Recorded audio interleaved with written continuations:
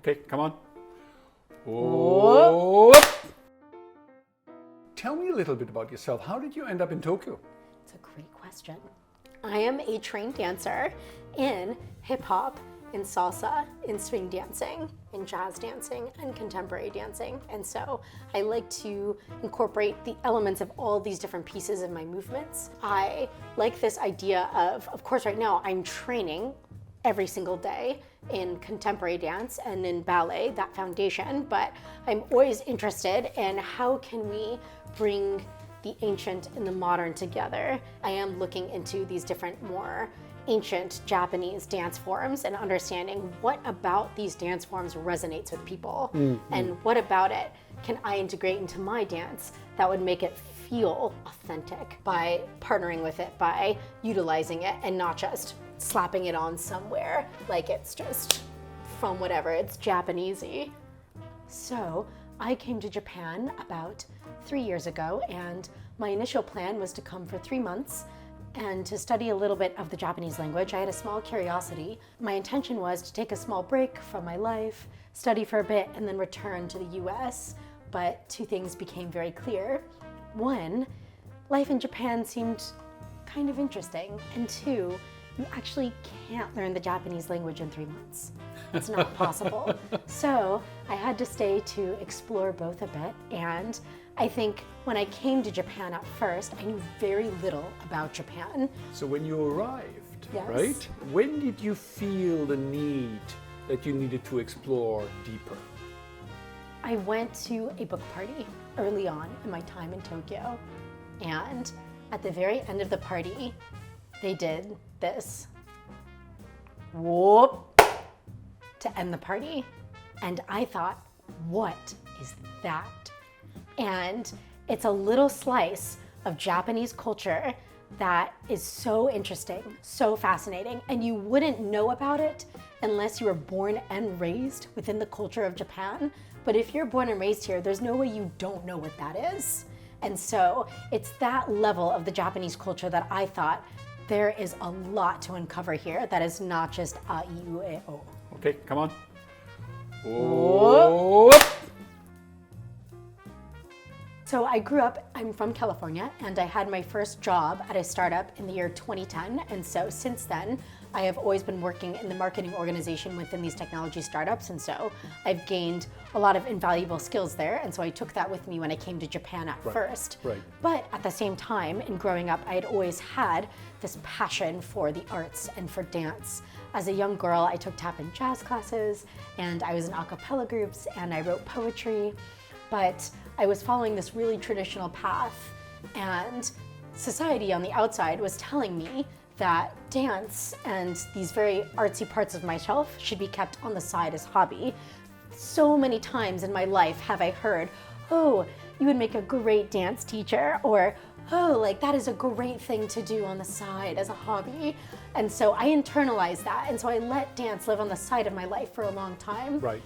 Before, in my life, in considering dance, I never had the courage or the confidence to pursue it in a professional context. And it was only after I came to Japan and I went to a studio in Japan that senseis saw me move and they could see I lacked technical skill, but they saw my soul shine. And so it was these senseis that came to me and told me if I could really work on my skill and improve, my form, my body lines, that I could pursue dance professionally. And it is the first time that I had ever heard that sentiment before from someone, was from these senseis in Japan.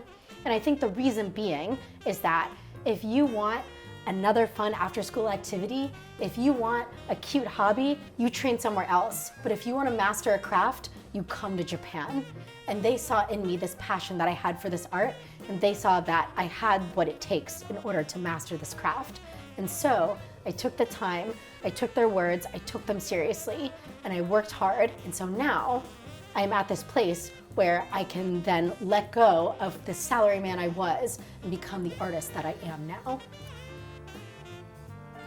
There is something so unique to Japan in that sense. And so when I'm learning in a class in Japan, what is different than learning in a class in the US is in the US, and particularly now, because what is very popular and very Instagrammable and very TikTok is combinations. And what I mean by combination is that you go to a class, you learn a choreography, you perform that choreography, and you go home. And you've performed that choreography probably in your sweats and whatever you wore to dance class. But in Japan, you go to a dance class and you're mostly focused on technique. You're focused on mastering the craft when you go there. And there's a little bit of combination, but if you're going to do a combination, what you're doing is you're preparing that, and you're preparing that to perfect that on a stage and do it correctly in costumes, with lighting, in the proper settings, that people understand that this is an art piece that you're creating. It's not just some practice that we are capturing for the views of the audience. And I think there's something really meaningful and with a lot of depth behind that.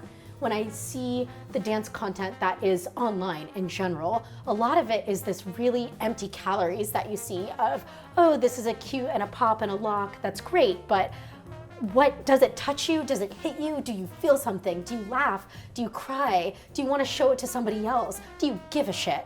I don't know if I can curse on this thing, but you can. Do you care? Try again. Give a shit. Try again, louder. And I feel like the amount that people so care about the things that they do, about the craft, about the artist. When we talk about dance, and for context, I'm a contemporary dancer, there are other types of dance where you are acting, you are performative. In jazz, you are very jazzy, and in hip hop, you're kind of this baddest person in the room. But in contemporary, it is your soul expressed on the outside. And so when we are training these movements, it is training your body in order to be able to release that sense of self from the inside. And so as you're training these things that seem really small, that seem like, oh, I'm doing this balance over and over again, this plie over and over again, but it's more than that. It's always more than that. A lot of the dancing in the popular form, right? I mean, TikTok, Instagram, all of that stuff, is actually without an audience. Well, it is with an audience, obviously. It's very in cold, the moment, right? So in the moment, obviously, you're performing for a camera, but I am considering this person that they're on their phone, they've been scrolling away at different things, and I think particularly when I'm posting things on Instagram, my main goal is how can I spark a moment of joy in this person's day? Those little things, I think, all connect us together, and there's so many bad things we can say about social media and the way that it is treated and the way that we treat ourselves on social media. But the one beautiful, amazing thing about it is no matter where you are or who you are in the world, it is this kind of even playing field that connects us all in this very beautiful way. And so when people have true moments of joy in life, to be able to share that across the globe in a second is an incredible shared human experience that we all have in our pockets. The way you talked was like the music's the father. True. Can it work without the music? Have you done it? I have done it. You can do it without the music. I have performed on stage in silence, and it is a very beautiful process. And the inspiration in this silence is a sound. It's funny that we say this because in the Japanese language is one of the only languages that has a word for silence to express silence, shinto, right? And so even in silence, that is a sound that can be that inspiration, that click, or that moment of clarity in a movement. When it comes to contemporary dance specifically, it is one of the few types of dance forms that can be done without sound. And so with or without music, that can be done, and including silence as that music. Where does the soul element come in? Where does the expression come in? Where do you get your inspiration? Tell me a little bit more about that. Where does the spark of life, the spark of the soul, where does it come from? It comes from life itself, of course. I live this incredible life. There is a beautiful thing about me being in Japan. Tell me about what you're working on. What are some of the projects? You've just done a little collaboration with a Buto dancer. Tell us a little bit about that. Yes. This past Monday, this week, I was performing at the Israeli embassy with Kudo-san, who is a master of Buto. There's the originator of Buto dance from the 60s, and his first student was Kudo's sensei. So Kudo is a third generation Buto master.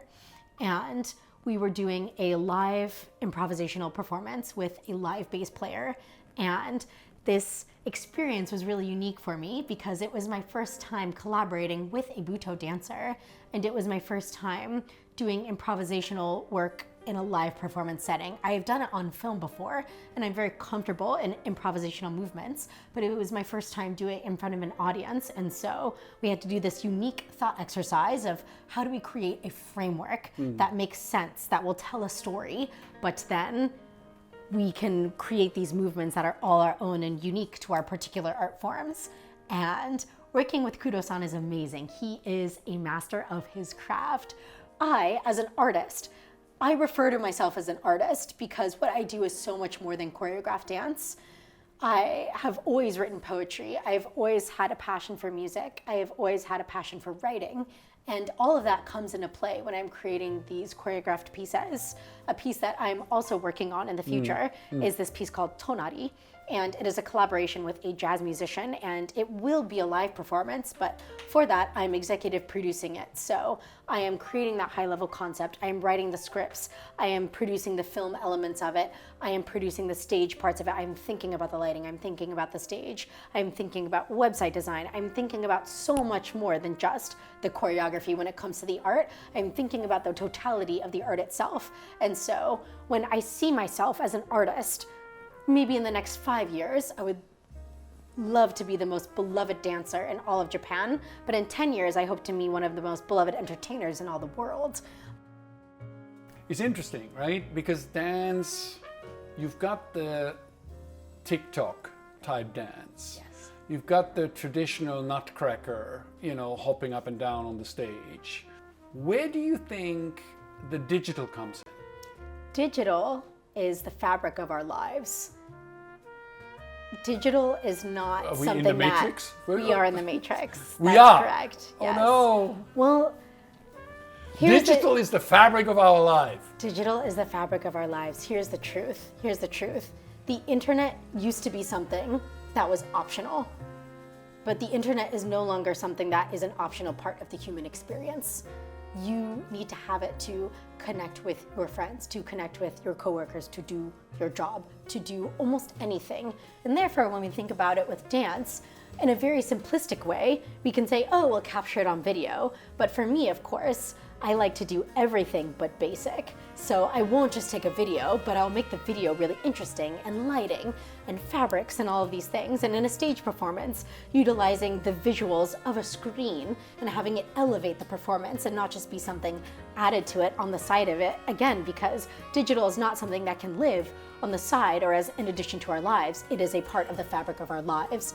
And so when we think about digital, when we think about seeing it on our phones or computer screens or the cinema screen or a stage screen, whatever it means, that is inherent to looking at dance as an art form moving forward in the future. It is not something we can think about as an afterthought. If you have something that is native to the platform, if you will, or native to what you are doing. So native to a space like this, if I'm going to do a dance performance in this space, I'm not just going to stand in one small square and dance. I'm going to jump on this table. I'm going to spin around the I'm going to jump over the couch actually, and I'm going to slide under the table and make and utilize this space and make it so that there's a reason why it's in this space, and this space is elevating it in the same way you would do in a digital dance space, in the same way you would do in a different type of physical performance space. So I think digital, you have to think of it as just another space in which we can elevate this dance form.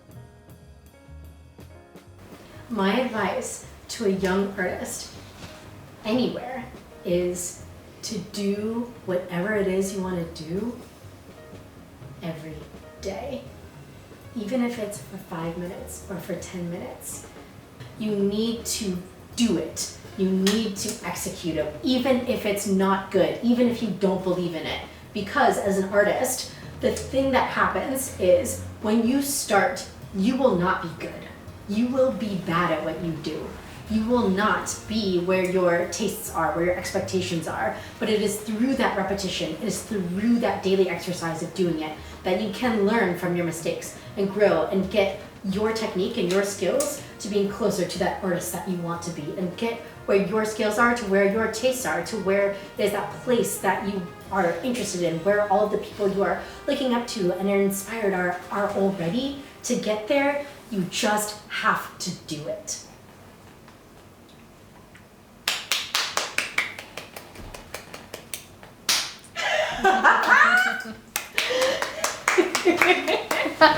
Something like that. Something like The that. show? Something like that. Love that.